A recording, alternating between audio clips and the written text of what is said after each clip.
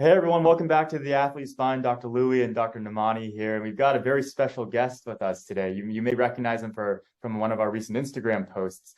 We've got Luis Vega, who is a professional golfer, and welcome to the show. Hi, thank you for having me. It's a pleasure. Yeah. Luis, we're really excited to have you on. We've read and many of our followers have probably read some of the articles written about you and your really unfortunate incident that happened to you, really scary, and the remarkable recovery that you're on now. And so we're hoping just to kind of open this up to you, and if you could just tell us a little bit about what happened. My understanding is that you were in New York when all of a sudden you had this scary thing happen with your back and spine. Yeah, exactly. So I was on holiday on a vacation with my girlfriend, and our last stop was in New York. And 3 days before heading back home, well, everything changed. The holiday changed. My life changed. So what happened is the 6th of August, I started to feel a lot of pain on my back. But I had a normal day. We rent some bikes, we walk around the city, like nothing, like normal day. And then I had a shower and went back to bed. And in the middle of the night, then when I started to feel a lot of pain on my back, and I woke up my girlfriend, and she took me to the bathroom to try to have a shower because I wasn't feeling good. And when I came back to the bed, I tried to sleep. Like 2 hours later, I woke up with a lot of pain on my back and I couldn't move my legs. I tried to wait a little bit until I woke up her again. At some point I had to wake her up because I couldn't move my legs. And so I woke her up, and she tried to check my legs. She tried me to get up and stand up. And when I stood up, I fall to the floor. Like my legs were like gummy bear. They couldn't handle the weight of my body. So she took me back to the bed, and we call her parents and her sister. Her sister is also in the last year of med school, and she's a physical therapist. So they tried to run some tests on my legs. I could feel everything when they were touching me, but I was not able to move anything from my hips all the way down. So they call her doctor back home in Italy. Well, we waited a little bit, and they tried to check some type of information on internet and tried to think what could happen.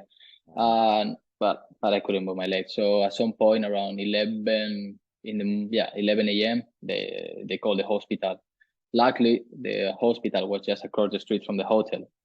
So that's good luck. So the ambulance came, took me all the way to the hospital, and they started to run a lot of tests because it was really weird. From the day before, I was perfectly fine, just a small pain on the back, but nothing special. When you have a bad night, or or you sleep in a bad position, you can have some pain on the back, but nothing special. And well, they had to take me to the hospital. Yeah, and it sounds like what you had was what's called a spontaneous epidural hematoma, which is an incredibly rare condition. Both of us as spine surgeons have certainly seen this before, but it's really uncommon, especially in someone who's otherwise perfectly healthy and such a high functioning athlete like you are. Yeah, and a lot of times we see this type of presentation very similar to how you showed up. Everything's going well, you're enjoying life. Something changes, a little bit of back pain. You're like, oh, this is maybe nothing. And then all of a sudden you have this rapid progression of symptoms down your legs, whether it becomes weak, becomes really painful. You lose sensation, it becomes numb or very tingly. And that's because all of a sudden you've got this blood or this fluid collection that's pushing against the spinal cord.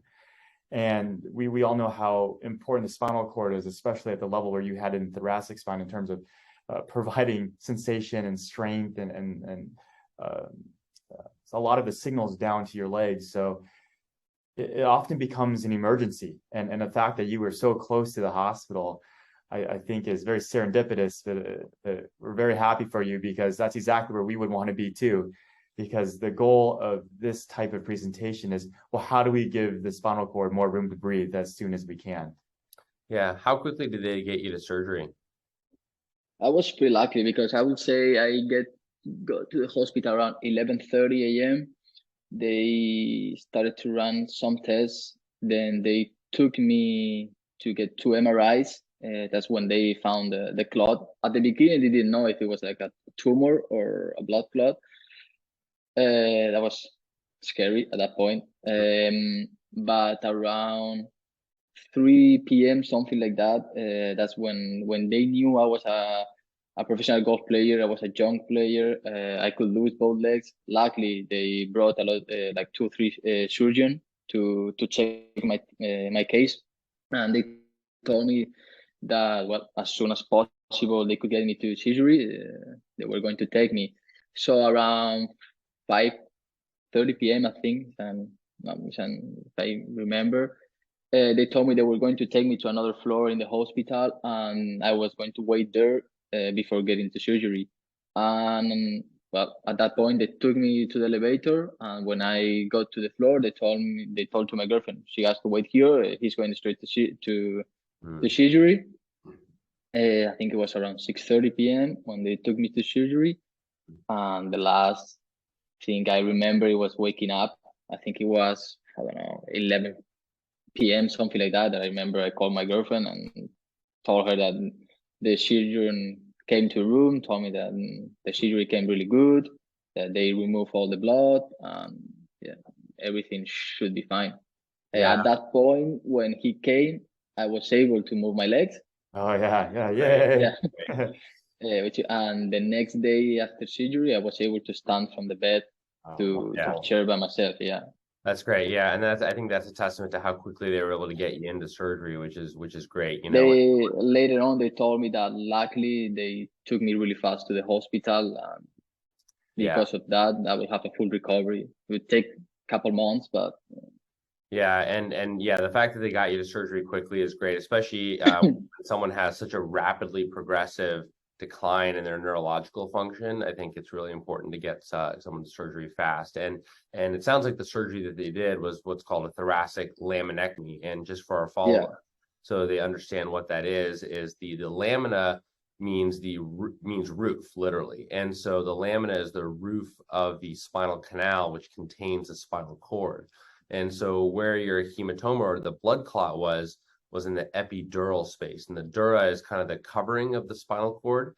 And so between the lamina and the dura, which is the epidural space, was where that blood clot was, which was pushing on the dura and then pushing on the spinal cord. And so by doing the laminectomy, they could then remove all of that blood clot and open up the space for your spinal cord. And the scary thing, and that was something we always have to consider when we're about to do this type of surgery, and we try to get to it as fast as we can, is, and I'm sure they had this conversation with you, Louise, is, hey, our goal is to take this pressure off your spinal cord. I know you can't move your legs right now. I can't promise you that you're going to be moving your legs again, ever.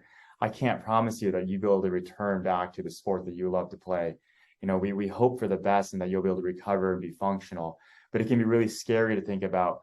We do everything we can in the operating room, and it's up to the body to also heal in terms of here are the expectations, but we can't predict the future. But it looks like you're a few weeks out now, and let us know how you're doing. No, much better. Think about it that when I came back from the MRIs, they told my girlfriend that I had a tumor and I was going to lose both legs. So that was pretty scary. Then when I came to the surgery, the doctor that proceeded the surgery told me that you know the risk, you know how we are going to proceed you.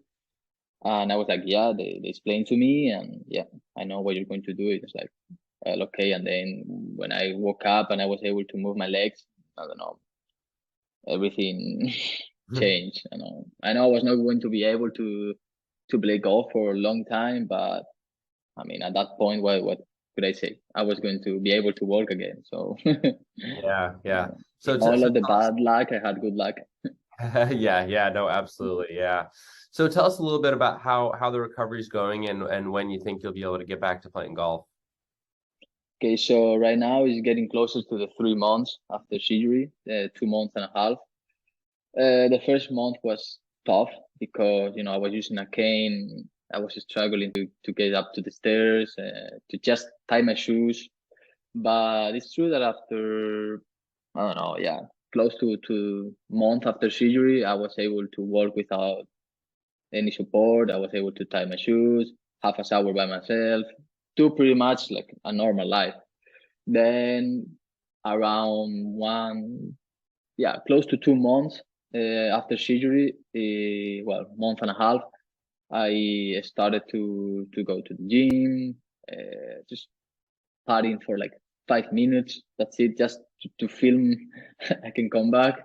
And right now, 2 months and a half, I'm going every day to the gym, 5 days a week, twice to swim, and then I'm trying to get at least 30 to 45 minutes each day of partying, which I hope in 2 weeks after my final check with the doctor running my case back home, I will start, hopefully, cross fingers, start to do some short game and keep it from there. Well, yeah, thank you so much for joining us today. I think that our viewers and our followers will really enjoy this conversation. We were really cheering for you when we saw the story and thought about how devastating it could be, and we're very amazed by your recovery and like you're very thankful for the surgeons who were able to get to you quickly. Yeah. Do you have any last words of advice or motivation to anyone who's going through the same thing as you? I know it's not easy to go through sometimes, but it's nice to see on the other side how well you're doing just a few weeks out from surgery. It's not, because it's not the first time I go through surgery, but it's the first time this happened to me, like an emergent surgery. But I mean, I don't know what I could say. I'm a lucky guy in all this bad luck that happened to me, because there is no reason that this happened to me. I will be able to play again and do what I do to live. So there's nothing I can do. The only thing I can do is, if this happens to you, if you feel pain on the back and you think you're losing the feeling of any of your extremities, go straight to the hospital. That's the only thing I could say to you. Well, that's certainly very, very good that we would provide as well. So we agree with you there. Well, we're really excited to see, what you continue to do and continue to follow your career on tour. And we wish you the absolute best. So until next time, to everyone, thanks again. It's Dr. Nemani and Dr. Louis at the Athlete Spine, and we're here with Luis Vega. Thanks again. All right, take care.